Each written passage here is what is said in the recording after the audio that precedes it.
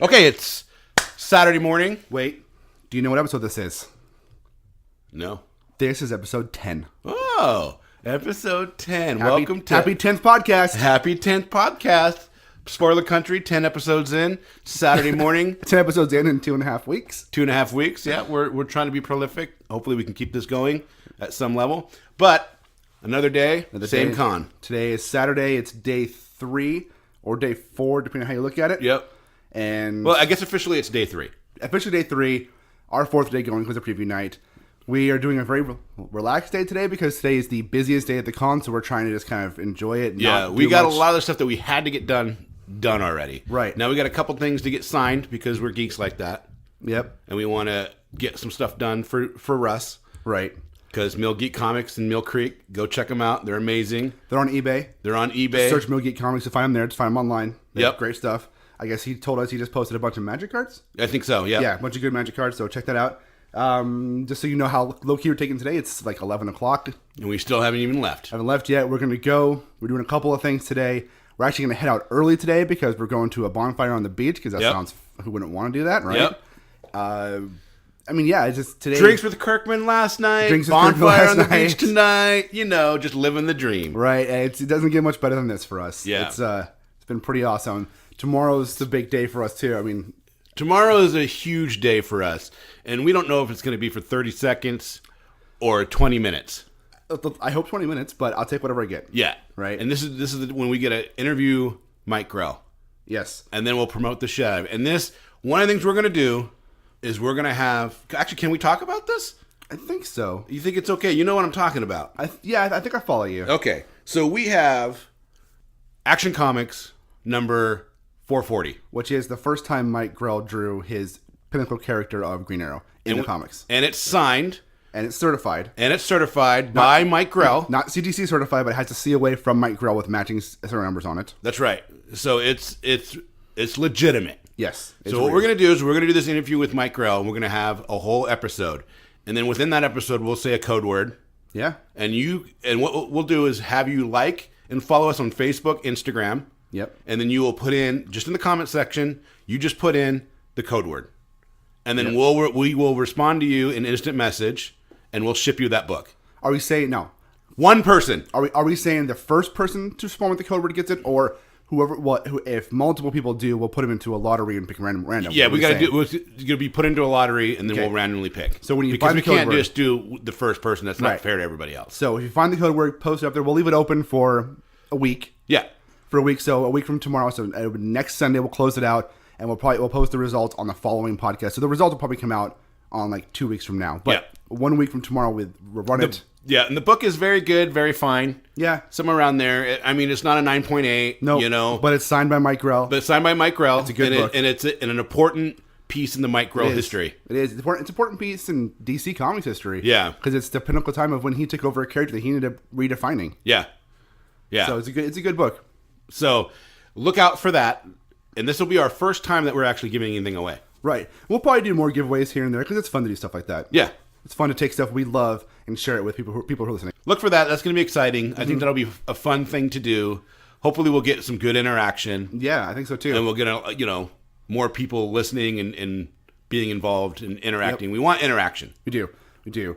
So what we're doing today is, like we said, we're just going to take it low key. We are taking a couple of books to Stan Sakai, who's the guy who created Sakai Yojimbo on the Turtle, or with the Turtles. Yep. And we're going to get them signed by him. Yep. I'm a big fan, and he's a samurai bunny. I mean, I literally based a character off of him in my comic strip in the old days. Yeah, so if you want a variant cover of Usagi Yojimbo with TMNT signed by Stan Sakai, you'll probably be able to get that through Russ at Mill Geek Comics. Yeah, reach out to him. Because we're going to sign that. We're going to get that signed and hand deliver that to him on Tuesday. Yep, so he'll have that. Yep.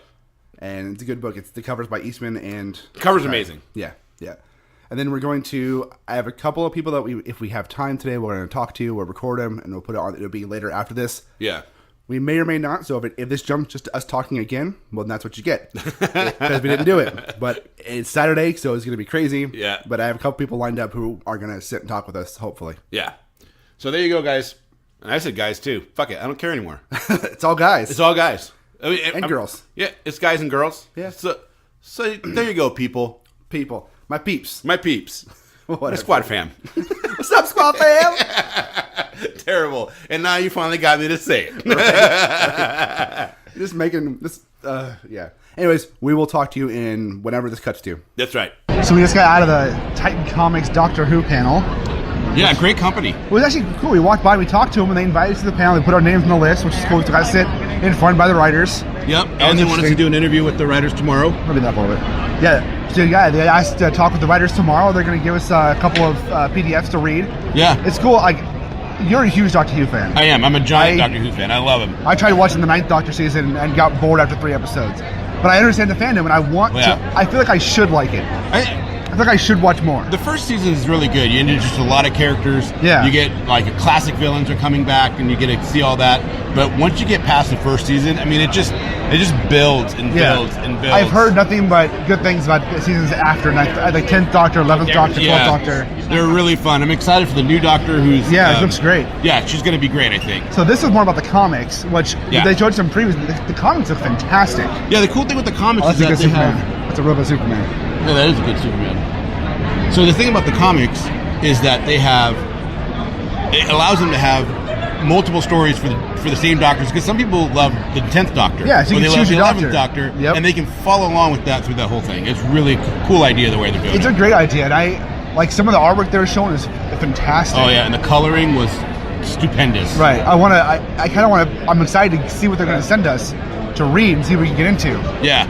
So it looks good. It looks good. And so we said we wanted to talk to them. We talked to them, and we're gonna have somebody come on and talk. Yeah, it's gonna be great. So keep a lookout for that. That'll be tomorrow. Tomorrow we have Mike Grell and Titan Comics. So this is gonna be pretty good. It's gonna be great. All right, now we're gonna go try and find my wife and do something else. Okay, we're back. What a day. What a day. Very low key, but what a day. Yeah, very low key.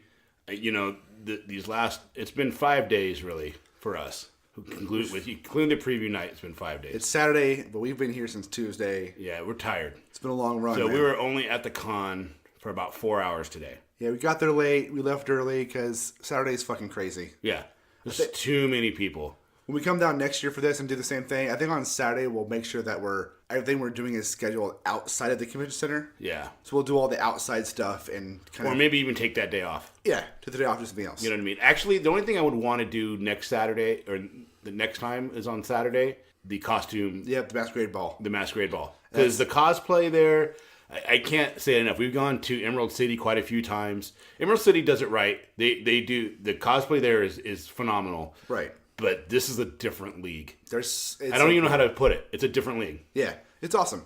And the attention to detail is some of them, crazy. Some of them seem like they're movie costumes.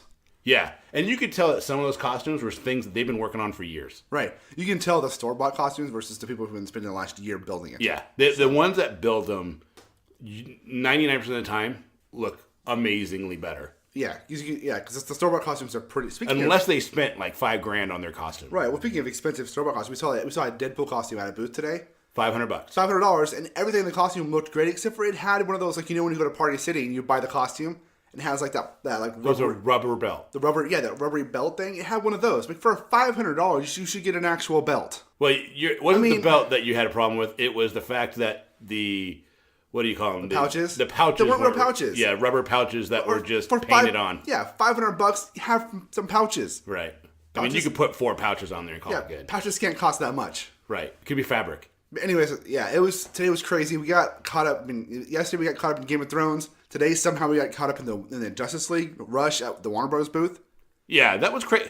They brought out the Justice League cast. The whole cast came out, and they played in the middle of the exhibition hall. And they played the new trailer, which will probably be online on Monday. Hey, you know what? Actually, this is a good time. I'm going to bitch a little bit. Right. Because you pay a lot of money. Hold on. Here's your soapbox. Yeah. You pay a lot of money to go to this event. Yeah. Now, we got lucky, but it doesn't excuse the fact, because we would have paid a lot of money to go to this event. We would have. And, you know, you bring out the cast of JLA or the cast of Game of Thrones or whatever, and you put them in the middle of the exhibition hall. And the exhibition center is really a mall. It's huge. You know what I mean? It's vendor after vendor after vendor to purchase stuff. In rows and aisles. And that's what it is. And you have, you know, at any given time, you probably have 50,000 people in there.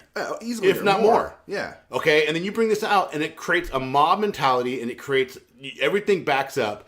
But I have to say this: all the attendees, all the cosplayers, all the people, all the vendors, very nice. Everybody's moving. No one's being rude that we experienced. The people that were rude was the security guards, yelling at people that are already walking as fast as they can. Keep it moving. Yeah, and it's crazy because you can't move, and it's like you're the guys, the idiots that decided to put this here. Don't put that types of events there. We can't move any faster than the person in front of us who can't move any faster than the person in front of them. Right. Because there's a ton of people. Because you decided to bring out the entire Justice League. Now, neither one of us are one that really gives a shit about, oh, look, it's an actor. They're just people. Right. Or the trailers, when the trailer you're going to see on Monday or Tuesday on YouTube. My opinion is, would I like to have a conversation with someone like Ben Affleck? Sure. Yeah. Am I going to run to go get an autograph and go, no, I'm not. No, I'm not going to go gaga or goo over it. No, and that's just us. That doesn't mean I get it. Other people get excited by that. And that's fine. Yeah, because there's people that we want to see that we get excited by. Mike Grell.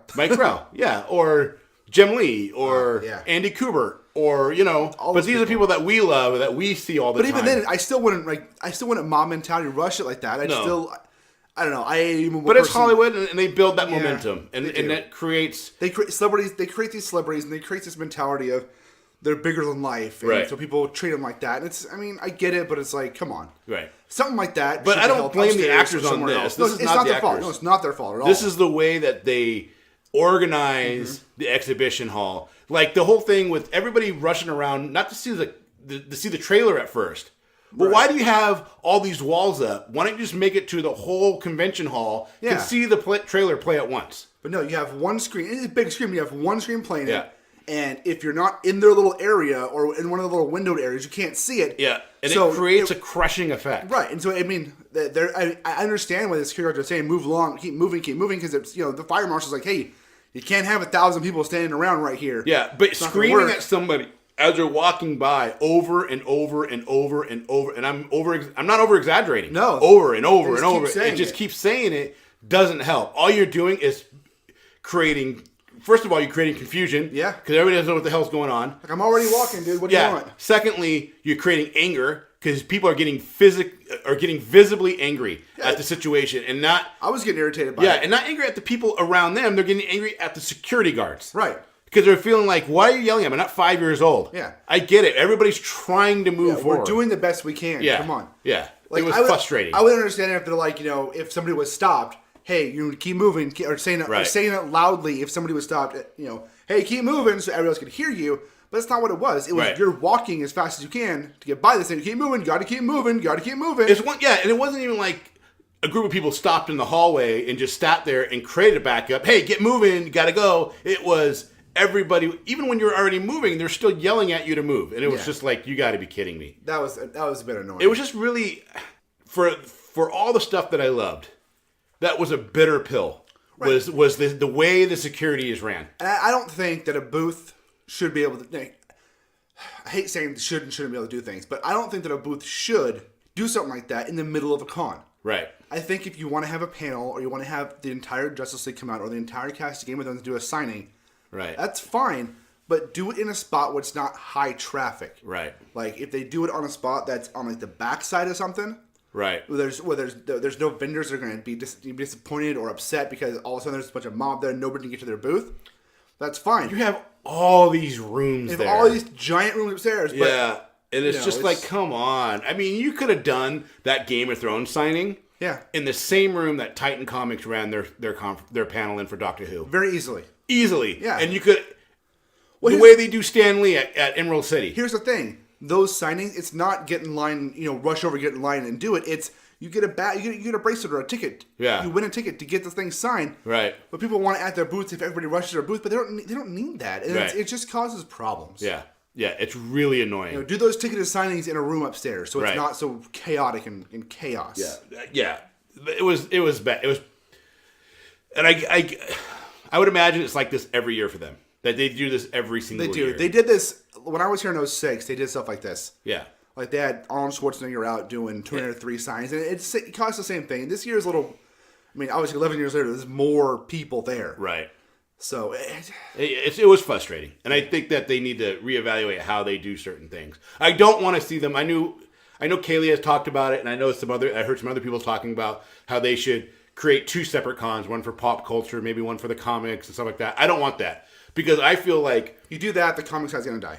That's right. Exactly right. Even it's Comic-Con in the title, and this is the only time somebody like Mike Grell now has probably gotten thousands of signatures this weekend. Yeah. You know what I mean? It probably made a good amount of money that he's going to make this year.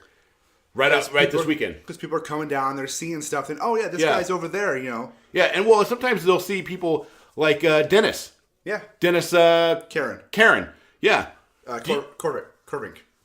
Yeah, Corvink is the company name. The company name. Yeah, and Dennis Karen. I mean, he makes a lot of money this weekend, and a lot of those people that go for Hollywood and stuff, they're walking by his booth, they see his stuff. Oh my God, they're not going to see that. Yeah, they're not. If they're taking the artist out and doing just pop culture, just the movies and the games and the games and the pop and the cosplay, stuff. You're not going to see that. It's gonna kill the comic. Yeah, so I don't think you can do that. I think you need to keep it together. You need to keep going to things. They just need to do some of the organization a little different. They need to pull out the things that cause the mobs. Like one of the things that was so irritating is you go upstairs and you'd go to a panel, and then you go down the escalator, and they make you leave the con. You have to badge out, and then badge back in. It's like what?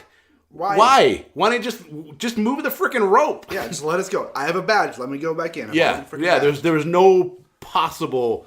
There's no possible reason for that. Yeah, it was just dumb. That was just dumb. Yeah. I mean, I don't want to sit here and just rag on the con the whole time we're talking. I mean, no, but there's a lot of good stuff. But this is a very 99% of the time, it was an amazing experience. We had a lot of fun. We met a lot of people. We saw people that we fell in love with when we were kids. We had great conversations with people. We got to meet Thomas Nichols today. Yeah, the star of Rookie of the Year and Kevin in American Pie. Yep. And he's agreed to come on our podcast. And he agreed to, and he just wants to come and do a hangout with us. He's like, yeah, that's no problem. I'm like, yeah. And we found out he has a band that we're going to check out. Yep, he's got a band we're going to check out. Thomas Nichols Band, right? Yep. Yeah. And he was a really cool guy. And it was funny because he had a line of people to meet him. And he just sat and talked to us for like a half hour. It was great. Didn't expect anything. It was like we're just meeting somebody new you know what I mean? And what's funny is like normally Kaylee and I, and even you, I think some way, we don't really care too much about getting an autograph from a celebrity. Man, it's whatever. But I think we did actually buy one of his. We paid $40. Well, we were there for so long, we didn't want him to waste his time with money. It wasn't that. It was we paid $40 and we bought a Rookie of the Year and had him. He signed it and he wrote on there, "Picture's got a big butt." Yeah, which was great.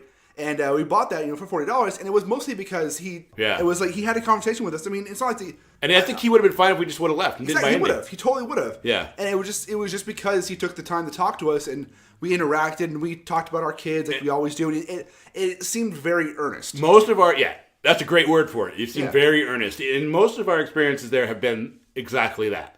What I was what I was expecting when we handed people our card, and people who were obviously bigger, more established, they're great than we are. And I expected them to go, oh yeah, okay, cool, yeah, thanks. Hey, here's my podcast. Here's my number and my email. Here's my contact information. Please contact us. We would love to be on. Yeah, it's great. It's makes me feel good what we're doing. Yeah, there's some validation there. Yeah, a lot. yeah, especially So, I mean, out of all the complaints, that was my only real complaint. For now. Yeah. We're gonna do an episode when we get back. Our next episode, our first episode when we're back from this con is gonna be Comic-Con retrospect, which I mean, I'm sure you expect us to do that because I expect us to do that. Yeah. And we're gonna I'm gonna make a list of pros and cons of this con. And one of the questions that I want you listening to think about too is going to San Diego Comic-Con worth it money wise? Yeah. And that's something we got our thoughts. We will probably won't answer that question. But we're definitely going to discuss that question. Yeah. I mean, it all comes down to a personal thing, and that's what we're going to do. But really, my biggest gripe was the way the security was ran. Yeah. And I'm sure somebody thought they're doing the best things to do. Well, the one lady was like, I just got to keep saying it. Well, if your job is just to repeat a line over and over again, what use are you? Yeah. You're not useful. You're just an intercom. Yep. But you put a laptop out with a loudspeaker and do the same thing. Exactly. You know what I mean? Sorry, I interrupted you. I'm interrupting you because... No, go ahead. I'm interrupting you because you need to tell the story of the guy this morning. Of which? The guy that signed. Oh, my God. You have to. You have to. It was funny. We'll just say there was two types of people picketing. One very pro-religion, one very not pro-religion. And their signs were... their signs were very extreme from one another. one of the guys was using vulgarity, but it's hard to see. He wasn't vulgar in the sense of what vulgar means. He was vulgar in the sense that, you use vulgarity. We tend to swear on this podcast a lot. And it's not, we don't do it because we want to be vulgar. It's just the way we talk. Sometimes we don't even realize we're doing it. Exactly. You know what I mean? It's emphasis of points and emphasis of words. Right.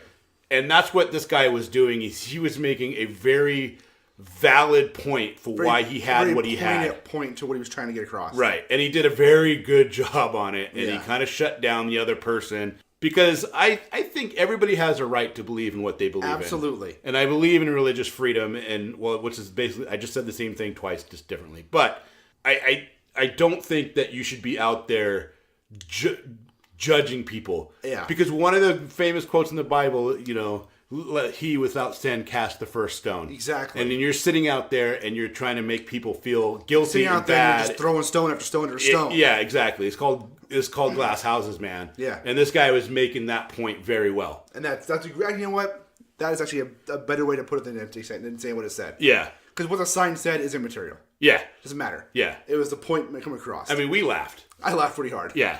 Yeah. And we got pictures of it, but that's something for us. And we laughed again later. We talked about it later. That's right. That's right.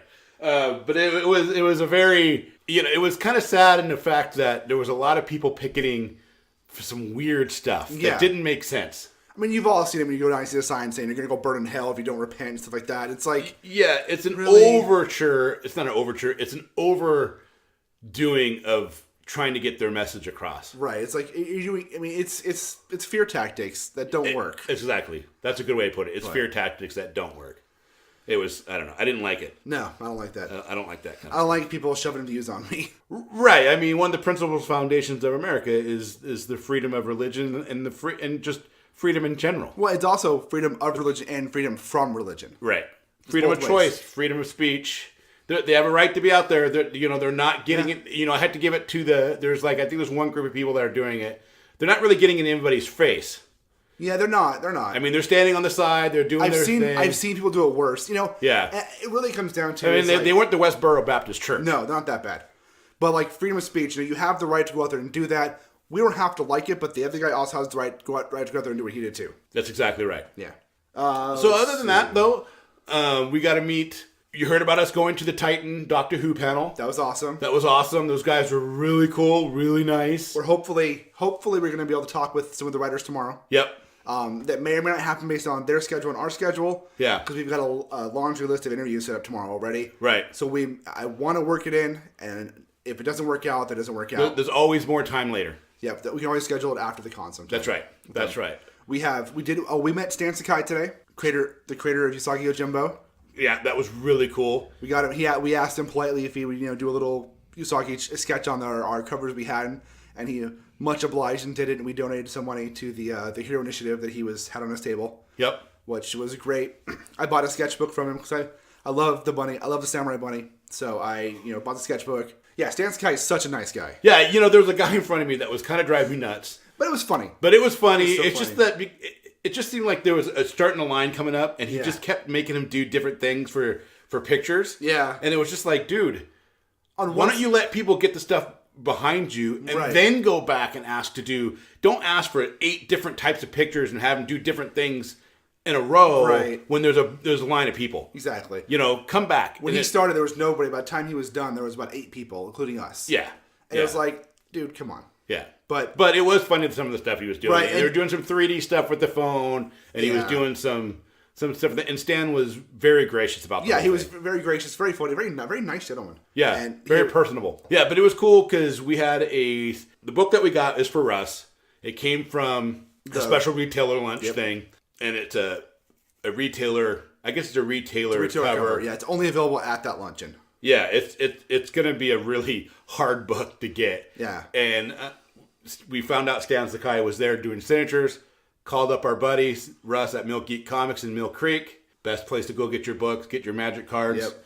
And said, hey, do you want us to get this signed? He's not doing certificates of authenticity, but he'll sign it. And he's like, you know what? Yeah, I do want to get it signed. Yeah. So I asked Stan and say, hey, do you mind putting in a little drawing on top? And he did a whole drawing, quick Usagi drawing, and then signed it. and then we got pictures of him doing it. It was so cool. Really neat. It's so cool. Yeah, I've been a fan of the bunny since I was a kid. Yeah. So for me, it was like deep in TMNT ritual and lore. Yeah, I actually met him back in 2004 when he was the special guest up at Emerald City Comic Con. Oh, that's cool. He did a custom poster for that show, and I have that, but I didn't have anything to get signed by him back then. I was like, I don't have. Cause at home, I had some of the old Turtles books he had done, right? Or the books that he had that had him in it, and some of the Usagi books. But I didn't bring him with me. I never brought him with me, so I didn't get a chance to get anything signed. Never bought anything from him. So this time, I was like, no, I'm doing it. He's here. I'm doing it. Yeah. So it was good. It was really very neat. Yeah. It was a lot of fun. Yeah, I'm tired. Yeah. So tomorrow, we got keep an eye out for anything coming out after Monday because we will have the interview up with Mike Grell. Yes. We'll have an interview with... All right, we've got set for tomorrow. Here's what we have set on the schedule for tomorrow. Whether these all happen or not is all tentative. Everything's tentative because everything gets crazy at Comic-Con. Yeah. So at 10 o'clock, we're talking with the guys from A-Box Subscriptions, which is like a Loot Crate type of thing, I believe. Yeah. It looks awesome. They have an Aliens box. We're going to go talk to them about what they do. They've agreed to talk to us, which is awesome. We're talking with Mike Grell at 11 o'clock. Which you know how we feel about that one. We have no idea how excited we are. I can't even explain how excited I am for this. Right, it's just gonna be great. I'm a little nervous. Not gonna lie. Yeah, a little nervous, but it'll be fine. At noon, we are talking with Greg and Michael, who are the writers and creators of the Junior Braves of the Apocalypse from Oni Press. So they're gonna meet us, and we're gonna talk with them about their book and about what they're doing. And then we're supposed to talk to the Doctor Who guys tomorrow, but that's the one that's kind of up in the air. And we did do an interview today with Kechal. We did, which will be and the author and creator of Tart. Correct, and with Kevin. Yep. Let's just go ahead and listen to that right now. And forth. Can you open and take a nice sip? Okay. Take a sip of your beer before you get going.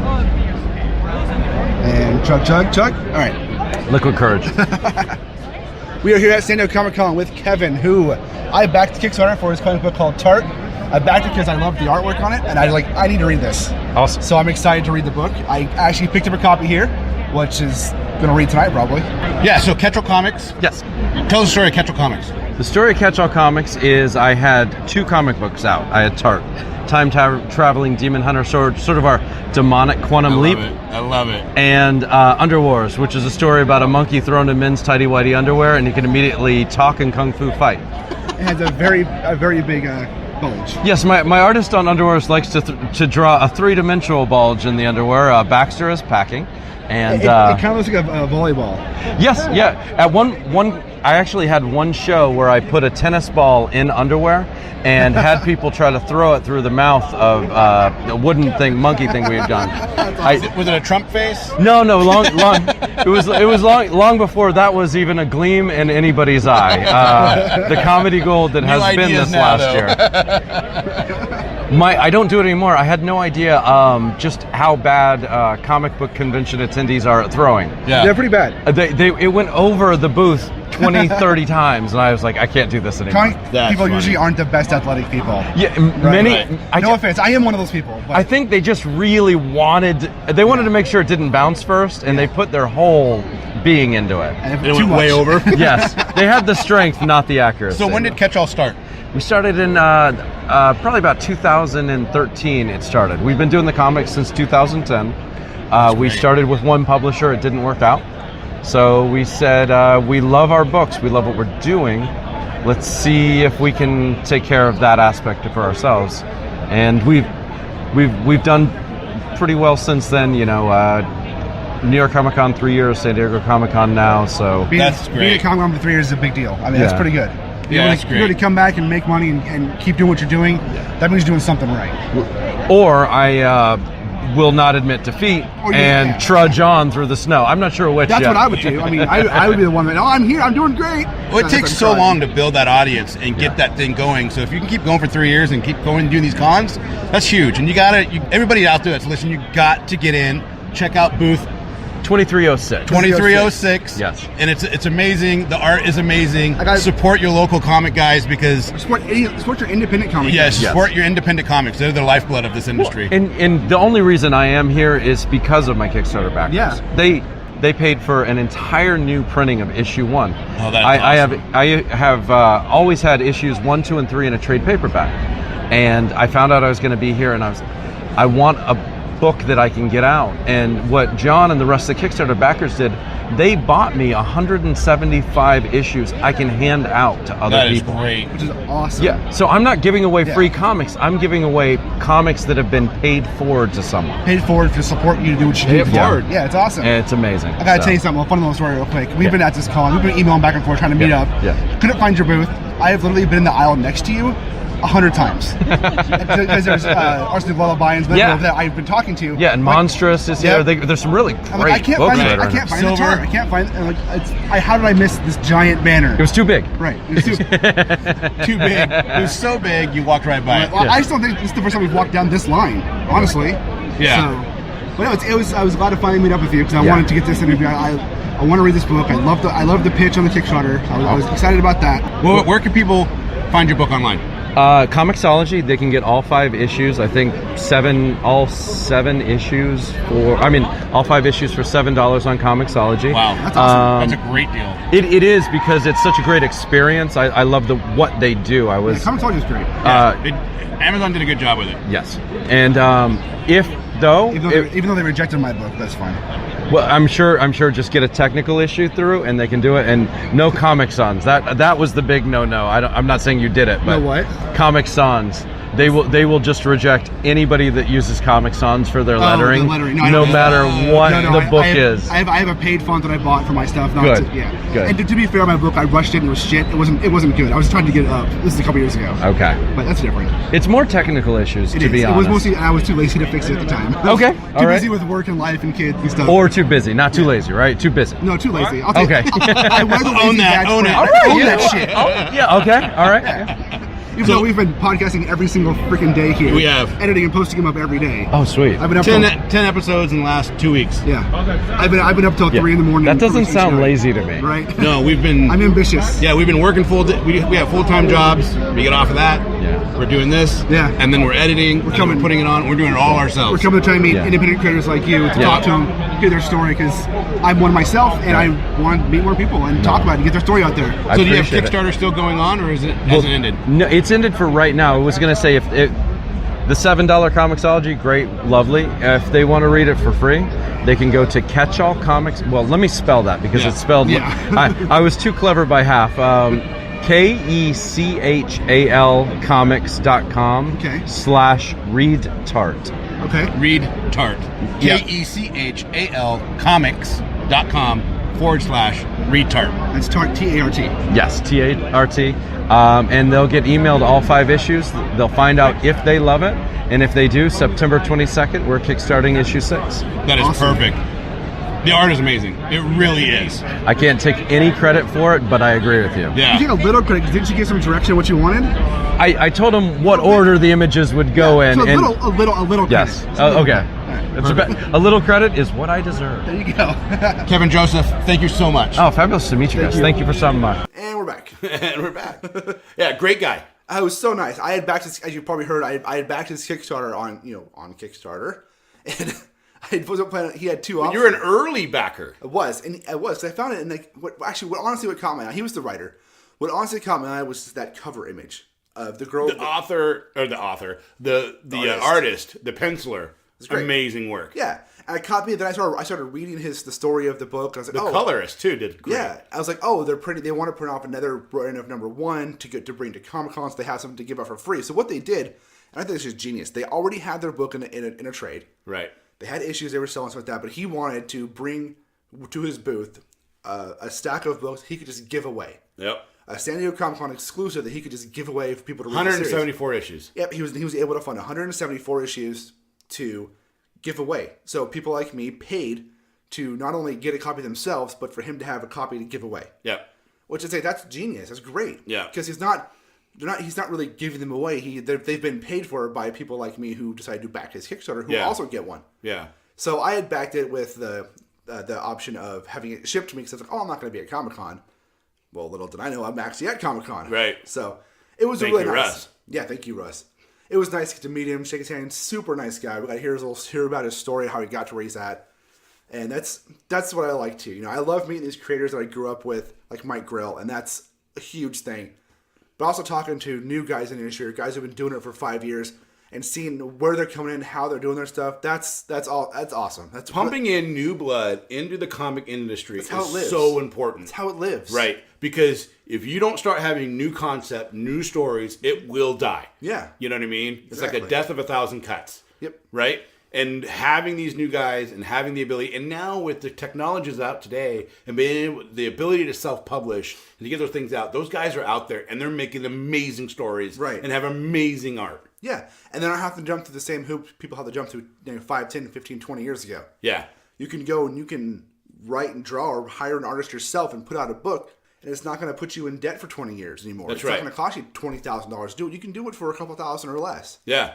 Well, you can do it for even less if you get it all ready and go, and then you do print on demand through Amazon. Yeah, exactly. It's just so many. You might not make the money, No, and it might take it, but you're out there, you're published, and you can get people to buy your book. Yeah, there's so many ways to get into the industry now, which Yeah. is great. So I want to interview more, or not really interview. I want to have more people on to tell us their story like that. Have that You just conversation. want to hang with out them. with them and learn about what they did and what they went through to get to where they're at today. So if you're listening and you're an indie creator, you're a self-publisher like that, reach out to us. We'd love to have you come on and talk to you and tell us how you got there, what you're doing, and just talk to us. Don't be nervous. Just come on in. Yeah. Because we just want to have, we just want to learn about what you're doing, where you're going. What are your goals? What are your goals? And if if you want to pimp the newest thing you're doing, do it. Please do. If you want to come on, have us do it for you. We'll do it for you and talk to you. That's right. We'll talk it up. If you prefer to do an interview style where we're just asking you questions, we'll do that. If you just want to have a hangout and talk, because me and Johnny can talk forever. All day. Yeah, all day. And we can talk about all the stuff we love, and we can get into things that we don't love, and, we we'll get keep passionate it going. about our art. Yeah, we get passionate about the comics, man. Yeah. It's the comics. I know we keep saying we're going to have episodes not about comics, but I don't see it happening anytime soon. No. It's just hard because it's something that we do love, and we do talk about a lot about it. Yeah. And I think we try to bring it into more of a relatable way of communicating what those are. We try to keep it relatable. We try to keep our conversations here organic. I mean, we don't plan things. We just do it. There's no scripting. The only planning, well, there's a tiny bit of scripting in what we're going to, in the topic subject. Yeah, right. Right? That's it. We're going to talk about this. We're going to talk about that. But we don't sit there and go over what we're going to talk about. Everything comes organically because we want that conversation to be fresh and real. It feels better that way. Because if we're wrong, then we're wrong. Yeah, I'm okay with being wrong. Yeah. Tell me I'm wrong. Hey. I'm okay with saying, hey, I made a mistake and learning from that. That's how you learn. That's right. Not everything can be perfect, and you have to be okay with that. Yep. There's somebody told me a long time ago, it was a thing about, writing a book or being creative. You don't have to be perfect. That's right. Right? It's get it done, don't make it perfect. Yeah. Done, not perfect. Yeah. Because if you're an artist, you know that you could spend years trying to make it perfect. I've never really met an artist that was satisfied with their finished product. Right. And you don't have to be. What you have to do is finish it, then go on the next one. Because each time you finish something, you get better for the next one. That's right. Because everything you do you learn more and do better next. That's right. So that's right. All right. I'm Kenric. I'm John. We'll see you guys later.